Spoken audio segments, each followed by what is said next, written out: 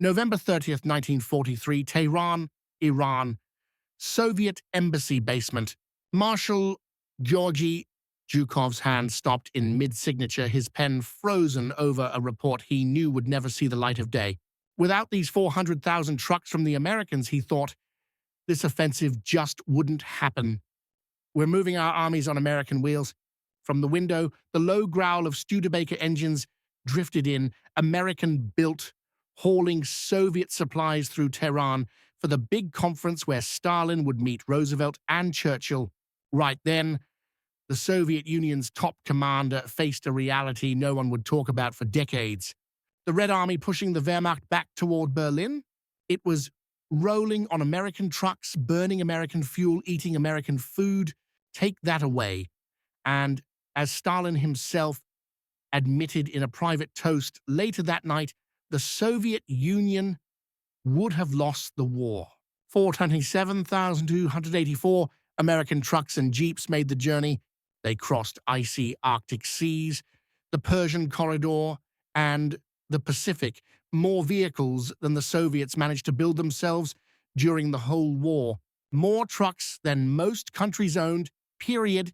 These machines turned the Red Army from a force stuck at the pace of tired men and horses into something new, a mechanized army that could keep moving hundreds and even thousands of miles at a stretch.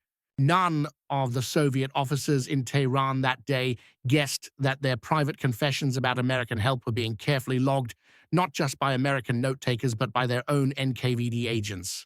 Those records would quietly contradict Soviet propaganda for decades. The story of Soviet transport started ugly. On June 22, 1941, 3.8 million Axis troops crashed across the border in Operation Barbarossa. The Red Army was nowhere near ready for modern mechanized war. Their truck fleet, about 700,000 vehicles, mostly Gaz AA trucks, basically 1930 Ford Model A knockoffs, and the ZIS-5, which was based on even older American designs. 6 months later, 40% of those trucks were gone, wrecked or captured. The numbers tell the story. In 1941, the Soviets built only 124,176 trucks and lost almost 300,000. The Gaz factory in Gorky, the country's main truck plant, had to be packed up and shipped east as the Germans closed in and production nearly stopped. The ZIS factory in Moscow switched to making tanks with the enemy at the gates. By early 1942, whole Soviet armies were marching on foot. Artillery, when they could find horses, was horse-drawn. The rest, soldiers carried themselves, shells on their backs for guns that couldn't move. This was the Red Army before American aid, and it would take Soviet leaders 40 years to admit just how much things changed. The Germans' mechanized attacks made it crystal clear what modern war needed: speed, mobility, and logistics you could count on. The Soviets had the numbers, more men, more guns, but they kept getting outmaneuvered and cut off because they just couldn't keep up. Infantry marched, artillery moved by horse, if the horses survived the Russian winter. October 1st, 1941, Arkhangelsk, Arctic port. British convoy PQ-1 was unloading in the freezing dark. 20 American trucks, the first of an avalanche, rolled onto Soviet soil. Soviet drivers, used to nursing their trucks through constant breakdowns, stared at these Chevrolets with enclosed cabs and engines that just worked. By November, with the Wehrmacht only 12 miles from the Kremlin, American trucks were pouring in $2,000 a month by every available route. The Persian corridor, now run by American engineers, ramped up capacity by 600%. The Pacific route, even though it could only carry non-military goods because of Soviet-Japanese neutrality, still sent thousands of vehicles. The Arctic convoys, battered by U-boats and Luftwaffe attacks, kept delivering. The trucks themselves were a revelation. The Studebaker US-6, six-wheel drive, all 6 wheels powered, left Soviet mechanics shaking their heads. Soviet trucks only had 4 wheels, and just 2 of those actually powered the vehicle.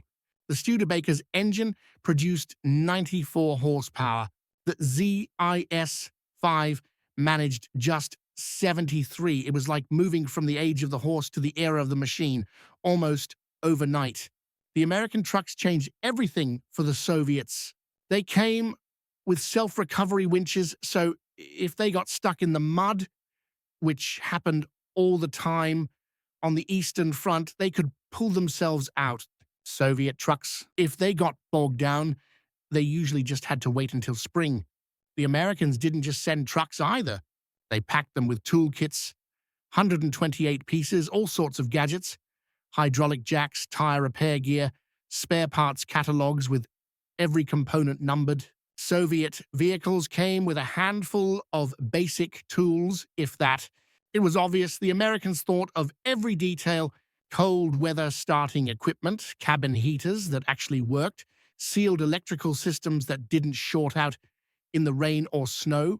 To the Soviets, this was a whole new world. At the Tehran Conference in late 1943, something remarkable happened. It stayed a secret for years, buried in American files until 1961, and the Soviets didn't publish it until 1989, during a private dinner on November 30th. Just Roosevelt, Churchill, Stalin, and their closest advisors. Stalin raised a toast that ran completely against decades of Soviet propaganda. Charles Bolin, Roosevelt's interpreter, remembered Stalin saying, "From the Russian point of view, the President and the United States have done for victory in this war. The most important things in this war are the machines. The United States proves it can turn out 8,000 to 10,000 airplanes a month. Russia can only do 3,000. The United States is a country of machines. Without the machines we got through Lend-Lease, we'd have lost the war." General Alan Brooke, Britain's top military leader, wrote in his diary that Stalin kept coming back to trucks in the technical meetings. Stalin called the American Studebakers the best trucks in the world for Russian conditions and said they were the backbone of Soviet mobility. But just 3 years later, in 1946, Stalin was telling the world that Lend-Lease was just a footnote, maybe 10% of Soviet production, he said. That lie became official Soviet history. Censors and historians who knew better kept quiet. Their jobs, maybe even their lives, depended on it. There were other moments of honesty, too. Tehran Conference records show that Soviet Marshal Voroshilov told the Americans, "Your trucks are winning the war for us. One American truck is worth 10 light tanks." Publicly, he gave all the credit to Soviet industry. Why did these trucks matter so much? It comes down to the math of Soviet logistics. A single rifle division on the attack needed 450 tons of supplies every day: ammo, food, fuel, medical gear. On defense, 300 tons. Tank course, 1,000 tons to move all that from railheads to the front across wretched roads. They needed trucks. Lots of them. Major General Andrei Khrushchev, who ran Soviet military logistics, put together the numbers in 1943, but the report was classified until 1991. The Red Army needed at least 450,000 trucks for its offensives. From January to September 1943, Soviet factories turned out just 49,000 trucks. The Americans delivered $94,000 in the same period. Without the American vehicles, the Soviets couldn't advance more than 50 kilometers past the rail lines. And it wasn't just about numbers. American trucks were simply better. Soviet models like the ZIS-5 or Gaz-AA, rated for 2.5 to 3 tons, could barely carry 1.5 tons on the front lines without breaking down. The American Studebaker US-6, officially rated at 2.5 tons, often hauled 5 tons on good roads and 3 tons cross-country. They'd go 10,000 kilometers before breaking down. Soviet trucks barely made it to 2,000. Mechanically, American vehicles were in another league. Air brakes that worked in any weather, aluminum pistons for lighter engines, oil filters that actually filtered, thermostats that kept engines at the right temperature. Soviet trucks had mechanical brakes that failed in the wet, heavy cast iron pistons, tanks that didn't really filter, engines that froze in winter and overheated in summer.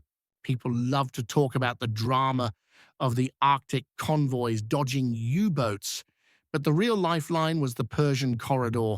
That 4,000-mile pipeline from American ports through Iran into the Soviet Union was a logistical miracle. American engineers took over a single-track railway that could barely move 200 tons a day and ramped it up to 6,000. They built actual highways where before there were only camel trails. It was one of the great feats of wartime engineering. Out in the desert, they threw up assembly plants that could crank out 300 trucks a day. The plant at Andimek stood out, a real monument to American industrial power right in the middle of the Middle East. Soviet drivers would show up there, exhausted after a brutal trip from the Caucasus. They got just 3 days to learn how to handle American trucks, then turned around and drove their new vehicles 800 miles back to the front lines. The cultural shock, huge. Soviet soldiers were used to fixing their vehicles constantly. Suddenly, they had trucks that just worked. By the middle of 1943, the Persian Corridor was shipping thousands of trucks every month. The port at Khorramshahr, which used to handle 50,000 tons a year, now moved 250,000 tons every month. American efficiency floored Soviet liaison officers. They wrote back to Moscow about docks unloading ships in 48 hours, jobs that took Soviet ports 2 weeks. The total number of vehicles that came through this route hit the tens of thousands. Almost half of all American trucks sent to the Soviet Union rolled in through Iran. Soviet logistics officers studied the whole operation, trying to copy it, but they just didn't have the factories or infrastructure to pull it off. When American trucks met Soviet rocket artillery, things changed fast. The BM-13 Katyusha rocket launcher started out mounted on Soviet ZS-6 trucks, but production of those stopped in late 1941. The few rail-mounted and towed versions couldn't keep up in a fast-moving war. Then came the Studebaker US-6. Its reinforced chassis soaked up the shock when the rockets fired. Six-wheel drive let it shoot and move before the Germans could answer. The Studebaker was so good off-road that by 1943 it became the standard launcher truck, the BM-13N. More than 1,800 of these rolled out before the war ended. Guards units with Studebaker-mounted Katyushas survived at 4 times the rate of those using old Soviet trucks. They could fire and move in under 3 minutes. Soviet trucks, when they started at all, needed 15. The effect wasn't just physical. The Germans called them Stalin's organs, but everyone knew those organs rode on American wheels. Standardizing on American chassis completely changed Soviet rocket artillery logistics. Now, one manual, one set of spare parts, one type of training. No more cobbling things together on the fly. On the numbers side, the math is blunt. Soviet factories built about 205,000 trucks during the war. America sent 427,284. Soviet losses were staggering, almost 300,000 vehicles gone in 1941 alone, over 500,000 lost by war's end. Without American deliveries, the Soviets would have run out of trucks halfway through 1942. Every offensive after Stalingrad ran on American wheels. By 1945, a third of the Red Army's vehicles were American-built, and those trucks made up 70% of its actual hauling power thanks to their reliability and payload. The economic angle matters too. A Studebaker US-6 cost $830 to build in 1943. The Soviets got them free under Lend-Lease. If they'd had to build their own, it would have cost around $800 per truck, money and resources they desperately needed for tanks and planes, not to mention industrial capacity they just didn't have. Operation Barbarossa, launched in June 1944, proved it all. The Soviets shattered a German army group center and inflicted 450,000 casualties. They couldn't have done it without American trucks. Marshal Konstantin Rokossovsky planned his offensive knowing he'd need 12,000 tons of supplies delivered every day. Soviet railroads could only get supplies to depots 60 to 100 kilometers behind the front. Trucks had to handle the rest. Rokossovsky had 19,000 trucks, 14,000 of them American.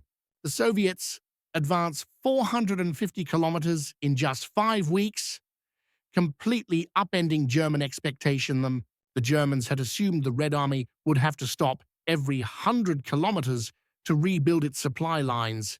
Thanks to those trucks, they never did. The German High Command tried to estimate Soviet offensive power by counting Soviet-made trucks. They had no clue that American vehicles had boosted the Red Army's transport capacity threefold. During Operation Bagratión's 5-week blitz, American trucks moved 400,000 tons of ammunition, 300,000 tons of food, and evacuated 250,000 wounded. They burned through 67,000 tons of fuel, almost all of it delivered by other American trucks. If the Soviets had relied only on their own truck factories, the offensive would have ground to a halt in less than a week. The difference from earlier battles was huge. Take the failed Second Battle of Kharkov in May 1942. Soviet forces ran out of supplies within days.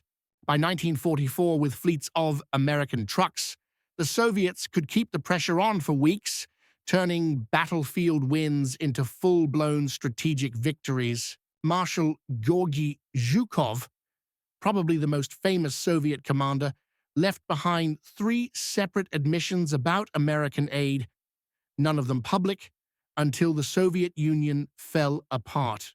The first surfaced in KGB surveillance transcripts. In 1963, relaxing at his dacha and thinking nobody was listening, Zhukov said, "People say the Allies didn't help us, but the Americans sent us supplies without which we couldn't have built reserves or kept fighting. Without American trucks, we'd have had nothing to haul our artillery with." The second admission came out in taped interviews with writer Konstantin Simonov between 1965 and 1966, recordings that stayed buried until 1990. Zhukov didn't mince words.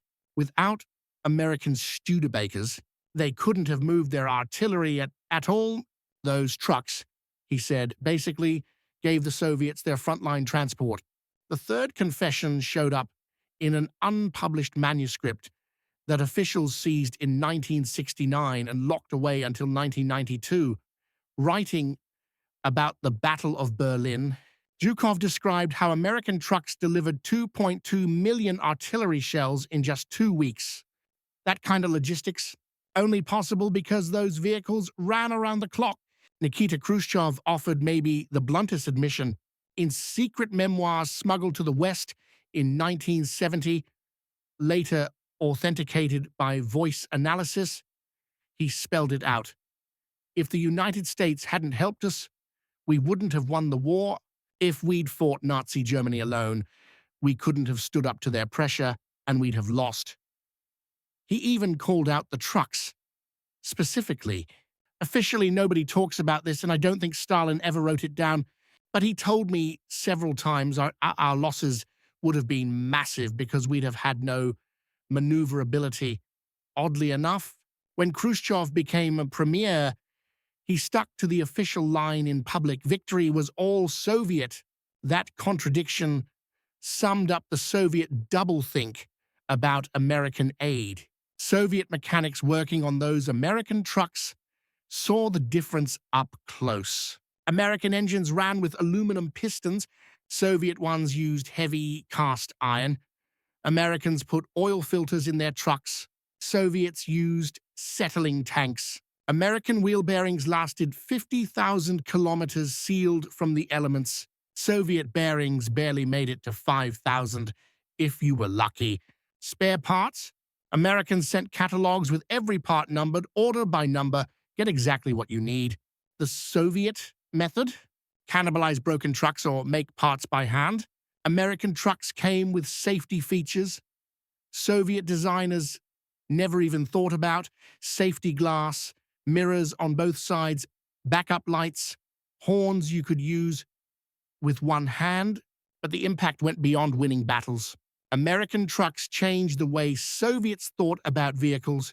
Soviet engineers studied the American machines and began to rethink their own designs. The first big post-war Soviet truck, the ZIS-150, was basically a homegrown copy of the American Studebaker.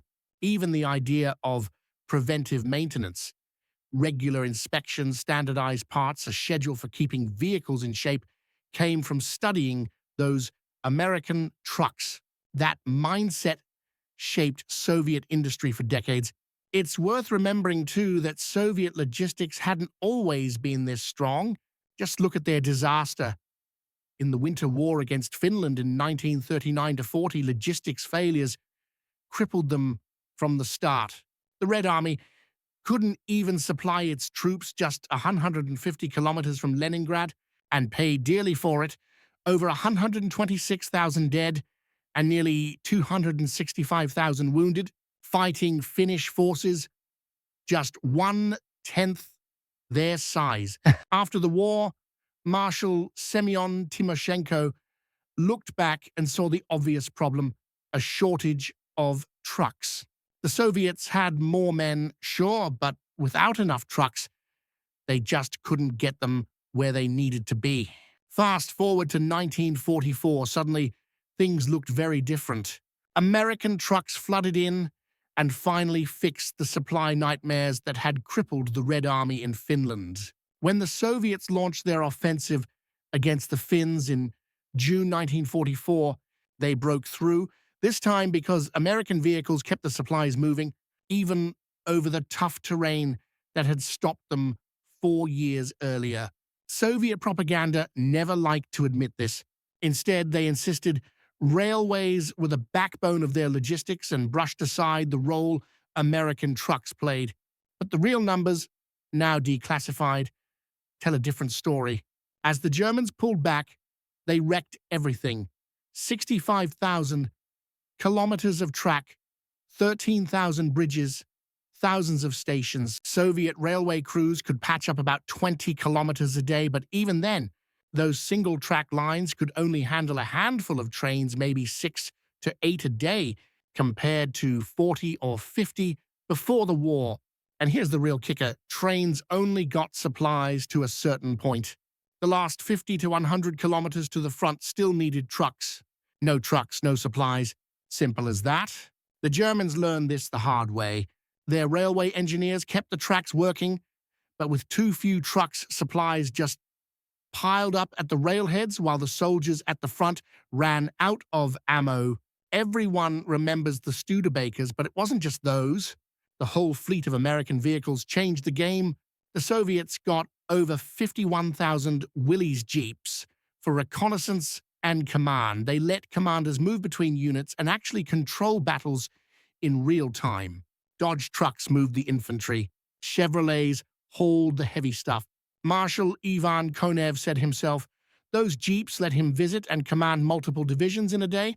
Suddenly, Soviet command was faster, more flexible, deadlier. But as the war wound down, the Soviet government moved quickly to cover up the scale of American help. In February 1945, they issued secret orders: no more photos of foreign equipment in the press. From that point, Soviet industry alone would get credit for victory. They kicked off a 40-year campaign to erase American trucks from Soviet memory. Censors painted over foreign vehicles in photos, cut American trucks from films, and scrubbed references to foreign aid from veterans' memoirs. Even the statistics were twisted. Official Soviet histories from 1960 claimed Lend-Lease was just 4% of Soviet wartime production. They got that number by fudging the math, comparing American deliveries to total Soviet production, including civilian goods, and using ruble values that made American equipment look cheap. Whenever veterans tried to tell the truth, editors stepped in. Studebaker became just truck. American vehicles turned into our vehicles. Entire passages vanished. When the Cold War heated up, the cover-up got even worse. By 1948, Soviet leaders publicly claimed Lend-Lease was only a tiny share of Soviet power, while at the same time they denounced America as the enemy. That line held for 40 years. Historians who knew the truth faced a hard choice: go along or risk everything. Most stayed quiet, and Soviet schoolchildren grew up believing their country beat Hitler single-handedly. Museums showed off captured German tanks, but the American trucks that actually kept the Red Army moving, hidden away. War memorials never mentioned the trucks that carried ammo to the front. It wasn't until Mikhail Gorbachev's glasnost that the truth finally started to come out. In 1989, the Military History Journal published transcripts from the Tehran Conference, with Stalin himself admitting the importance of American aid. The public reaction was huge. Suddenly, people realized the story they'd been told their whole lives was full of holes. Veterans started sharing their real experiences. At a reunion in Moscow in 1990, former drivers spoke openly about their American trucks for the first time in 45 years. Researchers digging through newly opened archives found the real numbers. Behind the scenes, the Soviets kept two sets of books, one for planning, one for public consumption. The honest numbers showed that by 1945, American trucks made up 70% of Soviet transport. Dr. Boris Sokolov, going through the archives, was blunt: take away the American trucks and every Soviet offensive after Stalingrad fails. The Red Army marched to Berlin wearing American boots and riding in American trucks. When the Soviets fought for Berlin in April and May 1945, the logistics were mind-blowing, and it was American vehicles that made it possible. Picture this: 2.5 million Soviet soldiers pushing forward, backed by 41,600 artillery pieces, all of them needing a constant flow of supplies across a Germany shattered by war. Just keeping Marshal Zhukov's First Belarusian Front moving demanded 25,000 tons of supplies every single day. To pull it off, they leaned on a massive logistics network: 22,000 trucks on the road, and 16,000 of those were American. Ammo consumption was off the charts. In the first week, they fired 2.5 million artillery shells, and those trucks ran non-stop, dodging enemy fire to keep the front lines stocked. The American trucks worked the hardest. Each one made 4 supply runs a day, covering 100 kilometers round trip. The Soviet trucks, when they didn't break down, managed just 1 run before calling it quits. Even at the high point of victory, the Red Army depended on American help. That famous victory parade through Berlin. Soviet troops rode in American vehicles, the best-looking, the most reliable ones they had. In the end, the Soviets rolled into Hitler's capital on Roosevelt's trucks. When the Soviet Union finally collapsed and the real numbers came out, the scale of American aid was jaw-dropping. The U.S. delivered 427,184 trucks and jeeps, 1,133 combat vehicles, 3,170 motorcycles, 2,328 ordnance vehicles, a mountain of spare parts, 2.7 million tons of fuel, 4.5 million tons of food, more than 15 million pairs of boots, nearly 2,000 steam locomotives, and over 11,000 railroad cars. Just the trucks alone, more than Germany built during the whole war, were enough to fully motorize 60 rifle divisions. By the end, American vehicles hauled 60% of Soviet ammo, moved 70% of their fuel, evacuated 65% of the wounded, and towed almost 60% of the artillery. After the war, some Soviet officials wanted to build monuments to American aid, and Zhukov himself suggested a memorial to the arsenal of democracy. The Communist Party shot down every idea. For 45 years, not a single monument acknowledged what those American trucks meant. Only in 2004 did a modest Lend-Lease memorial appear in Murmansk, and even that sparked angry debates. That silence wasn't just about politics, it was a kind of theft. The party stole the real story of victory from its people, replacing it with a myth about going it alone. Generations of Soviets grew up believing their country beat Hitler all by itself. As the veterans fade away, their stories become treasures. And this to me, in 2005, at a gathering in Moscow, the last of the Lend-Lease drivers formed the Studebaker Brotherhood to save the truth. They brought out photos hidden for 60 years, American trucks, Soviet markings, proof no one could ignore. Their final statement, signed by 200 old drivers, said it plainly. We rode American trucks to victory, we ate American food, we fired American ammunition. This doesn't take away from our sacrifice. 27 million of us died, but the truth honors them better than lies. American trucks helped save our motherland. Now, as Russia rewrites World War II history for political reasons, the Lend-Lease story matters more than ever. Modern textbooks downplay American aid even more than Soviet ones did, part of a push to build national pride on shaky stories. But the math doesn't lie. The US sent 427,284 vehicles, more than twice what the Soviets built during the war. Stalin, Khrushchev, and Zhukov all admitted as much, and their words are in the archives. The truth is, international teamwork, not isolation, beat fascism. Those American trucks rolling through mud and snow were democracy's gift to an ally in need, no matter the politics. The story goes beyond logistics. It shows how industrial muscle wins wars, how ideology twists history, and how truth can survive decades of silence. Those 427,284 American trucks and Jeeps weren't just support, they were the difference between defeat and victory on the Eastern Front. They turned the Red Army from a force stuck in a World War I mindset into a modern, mechanized juggernaut. Soviet leaders knew it. Stalin said at Tehran, "Without American machines, we would have lost the war." Zhukov admitted, "Without American trucks, we had nothing to pull our artillery." Khrushchev agreed. Without American aid, the Soviet Union couldn't have held out against Germany.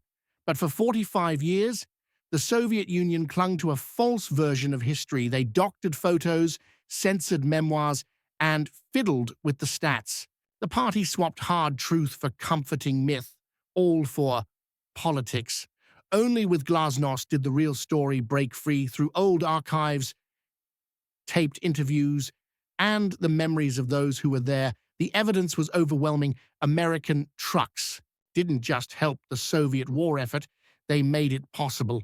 The Studebakers, Zakodnik, they called them, go anywhere, were as vital to victory as the T-34 tanks carved in every war memorial.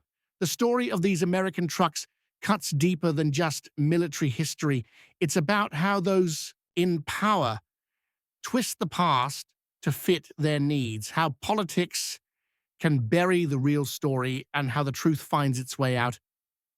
Anyway, the numbers still stand. Soviet soldiers rolled into Berlin in American-made trucks. The so-called arsenal of democracy didn't win the war just with guns, but with wheels, more than 427,000 of them shipped across oceans and continents. hauling the Red Army straight to victory. These trucks did more than move troops. They turned the tide, and they meant something bigger. America's factories, open, democratic, and unbelievably productive, built a force so massive it reached even their rivals. They handed over these vehicles to the Soviets, not because they agreed on ideology, but because beating fascism mattered more. Soviet generals admitted it. Without those American trucks, they wouldn't have won. That's not just politics talking. That's the messy, honest truth. Wars aren't won by courage alone. They're won when bravery teams up with industrial muscle. Funny thing is, those sturdy Studebakers outlasted the propaganda. The veterans remembered. The paperwork backs them up. History doesn't forget. Without American trucks, the Soviets don't win. Those wheels didn't just carry ammo and food. They hauled the hopes of whole nations desperate to crush tyranny. And here's the twist. America's generosity helped build the Soviet power that would spend decades pretending it got there alone. But the truth, like those old engines, keeps running long after the cover stories wear out. The generals were right. No trucks, no victory.